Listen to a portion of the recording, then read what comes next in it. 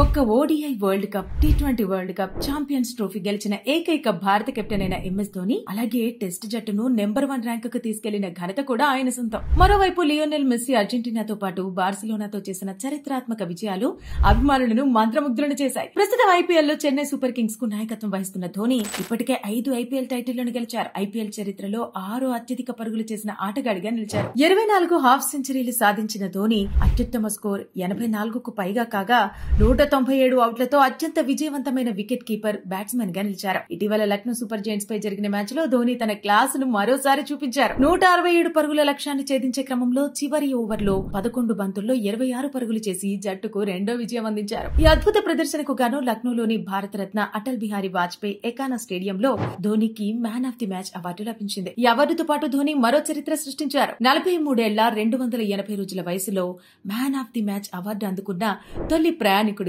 IPL చరిత్రలో నిలిచాడు. ఈ క్రమంలో ఆయన ప్రవీణ్ తాంబే రికార్డును అధిగమించాడు. ధోని, మెస్సీ అనే ఇద్దరు దిగ్గజాలు తమ కెరీర్ చివరి దశలో ఉన్నప్పటికీ వీరి క్రేజ్ మాత్రం తగ్గటం లేదు. అభిమానుల ప్రేమ అంతులేనిది. మరి తాజాగా లేస్ ఇండియా కోసం జరిగిన ఓ ప్రకటన షూట్ లో ఈ ఇద్దరు కలిసి కనిపించిన వీడియో సోషల్ మీడియాలో మిలియన్ లైక్స్ ను దాటిస్తోంది.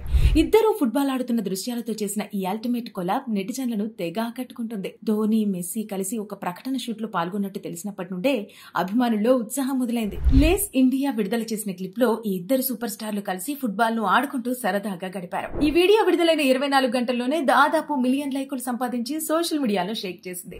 అల్టిమేట్ కలాబ్ గా అభివర్ణించిన ఈ అపూర్వమైన కలయికపై అభిమానులు ఫిదా అయ్యారు. 43 ఏళ్ల వయసులోనూ ధోని తన తరహా ఆటతో మరోసారి అభిమానులను మంత్రముగ్ధులను చేస్తున్నాడు. ఈ సీజన్ లో చెన్నై సూపర్ కింగ్స్ కి తాత్కాలిక కెప్టెన్ గా వ్యవహరిస్తూ ధోని మరోసారి తన పాత ఫామ్ ను చూపించాడు.